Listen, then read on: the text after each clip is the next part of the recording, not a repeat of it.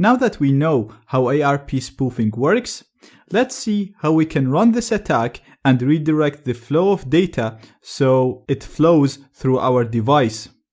This will allow us to intercept data and see everything sent to and from a target computer, including usernames, passwords, and so on. Now there are a number of tools that can be used to run an ARP spoofing attack. You can even build your own tool, and I covered this in my Python programming course. But in this lecture, I want to show you how to use a very simple yet reliable tool called ARP spoof. Then, in the next lectures, we'll use a tool called BetterCap because it has more features. Basically, the main reason why I want to cover ARP spoof in this lecture because it is a very simple tool, but it's very reliable. It's also ported to many operating systems, including iOS and Android. Therefore, if you learn how to use it here, you'll be able to use this tool on all of the other operating systems. So, you can only use this tool to redirect the flow of data and make it flow through your computer, and then you'll have to use another tool like a packet sniffer like Wireshark to analyze this data and do more stuff with it. And we'll cover all of this later on in the course. Now, using ARP spoof is very simple. First, we're going to have to type its name, so it's ARP spoof.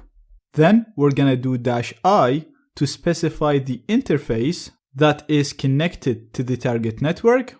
And in my case, it's ETH0 because that's the interface that's connected to the network. So if I do ifconfig, you'll see ETH0 is the interface that's connected. Now, as you can see, I'm going to be running this attack against my virtual NAT network.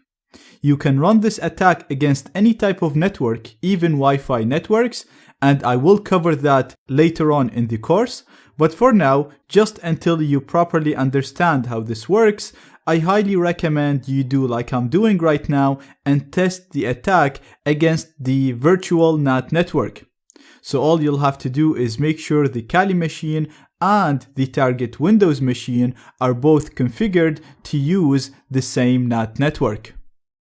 So we're gonna do -T to specify the target, and my target is at 10.0.2.7.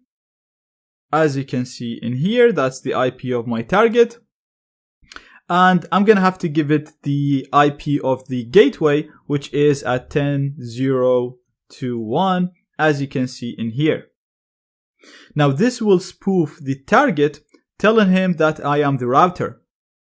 We'll also need to run this command once more in here.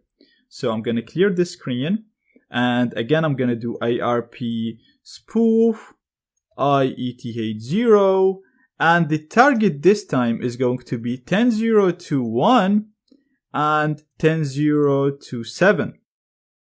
So right now we're going to be telling the router that I am the victim. So the first one will fool the victim, the second one will fool the router. Now keep in mind, this attack will work against both Ethernet and Wi-Fi or wireless networks. I'm running it right now against the virtual network, which acts as an Ethernet or a wired network, but the attack can be executed exactly the same against wireless networks. All you have to do is connect a wireless adapter to the Kali machine, connect the adapter to the target network, and use it. So the same concept as the network scanner applies. You need to have a wireless adapter that works well with Kali, and you need to have that adapter connected to Kali and connected to the target network.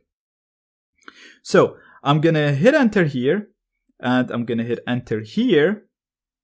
And now if we go to the target machine and run the same command, ARPA, you're going to see that the MAC address now for the router is different than what it was. And this is actually the MAC address of the Kali machine. So right now, this Windows machine thinks the router is at this MAC address, and every time it needs to send requests, it will send it to this MAC address, which means that they will be sent to this computer right here. Now, this computer is not a router, So when it gets requests, it's actually going to stop them from flowing and going to the router. This is a security feature in Linux.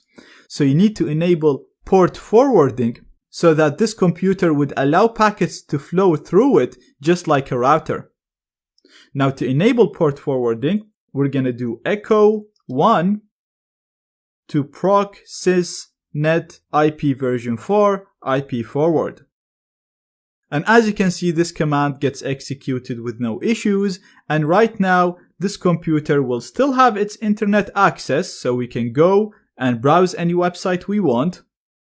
But all these requests are not going directly to the router, but they are going to this computer first, and then this computer is forwarding them to the router as shown in this diagram. And then when the responses come back, they're gonna go to the hacker first, and then they go to the victim. So, as you can see, a very simple tool. It allows us to redirect the flow of data so it flows through our computer, allowing us to become the man in the middle. And once we're the man in the middle, we can inject code in the browser of the target. We can steal usernames, passwords, see all the information that the person sends and receives, replace downloaded files with Trojans, and much more.